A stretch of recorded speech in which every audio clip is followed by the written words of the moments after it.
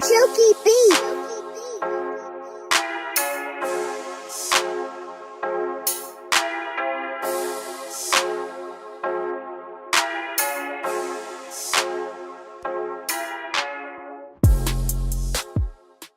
Hey guys, welcome back to another video. A BMW 335i behind me. I'm trying to talk loud, that's because we are right over the M1 motorway. Let me show you guys. I really like this location.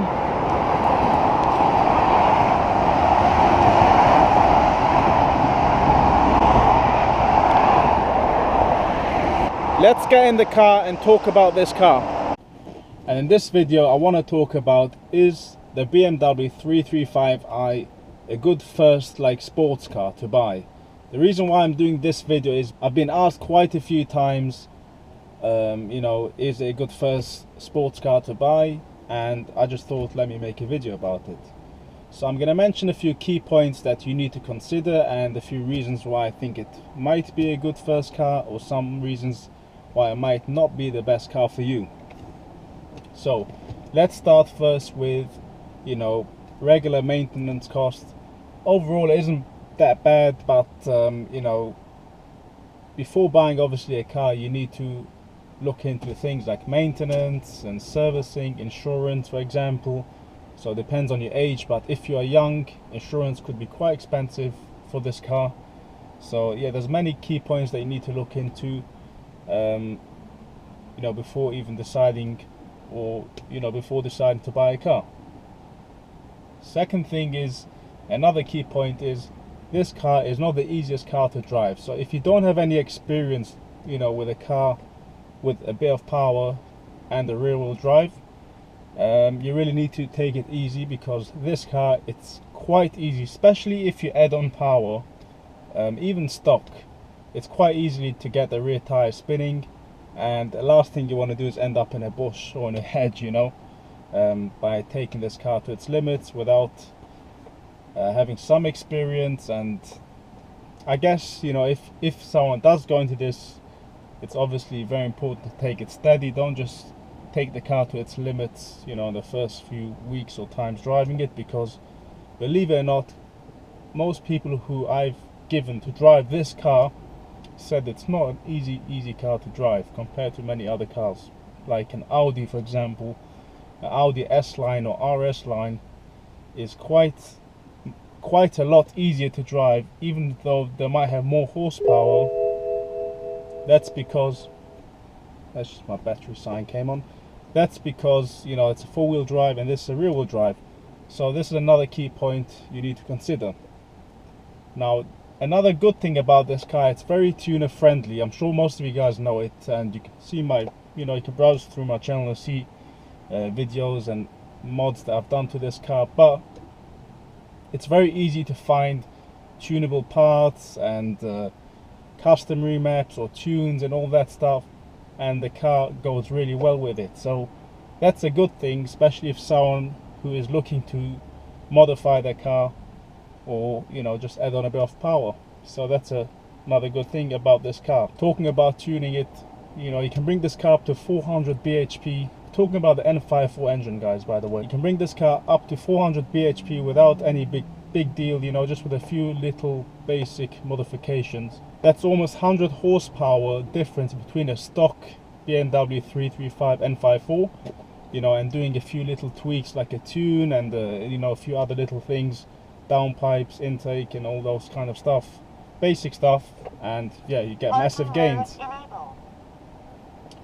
Another thing is, the 335i is very good value for its money in terms of buying it.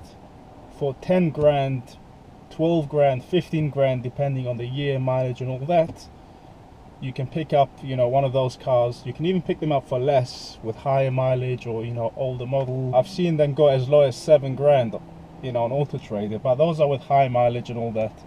If you get a good medium, let's say like a decent fair low mile car, with a good history, service history and all that, you can pick them up for a pretty good price, I think, compared to the market, in terms of let's say 12 grand. with 12 grand, there isn't many sports cars. This is not a proper sports car, don't get me wrong, but the power it pushes, there isn't many cars you can get, you know, as in a quality car like a BMW, for that money. I don't see many options. There are a few options, but not many. So definitely value for money. I would definitely tick the box, because yeah, it is definitely a good car for its value.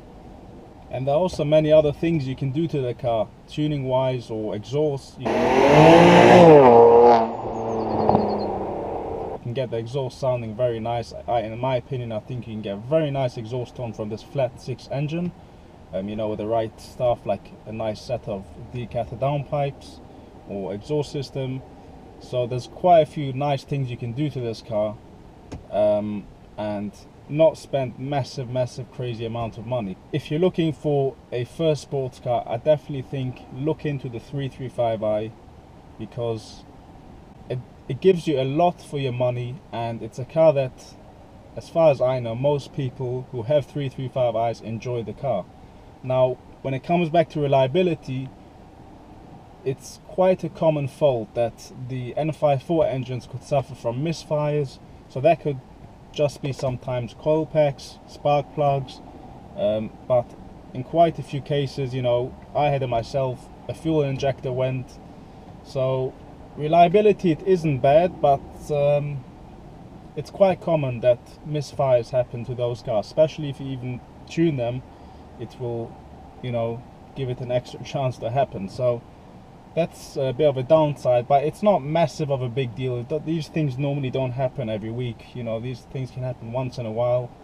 And coil packs isn't a big thing, spark plugs isn't a big thing, injectors isn't a massive thing, but it isn't a cheap thing. It's quite an expensive thing to replace, and it also has to be reprogrammed with the car. So it's probably a job around £400-500. I think around £400 I paid, if I'm not mistaken. I mean, there are quite a few common faults that could happen to this car. If you want to know all these faults, I will put a link, a card on top, where you can see like the most common faults that happen to the BMW 335 N54. But these are anyways the key stuff that you need to look into if you're considering buying this car. And I think for the 335D, isn't big of a difference compared to this in terms of tuning friendly, power, and it might even be a bit more economical on diesel, for example. Road tax is slightly cheaper. Insurance, I'm not really sure if it's going to be much cheaper, but if you more of a petrol sound person, you know, with all the drama of a petrol engine, then definitely look into it. Anyways guys, I'm gonna end the video here. I hope this video helped you. Take care. Please give this video a thumbs up. If you haven't subscribed to my channel, please subscribe so you'll see my future videos, and I'll see you next time. Bye.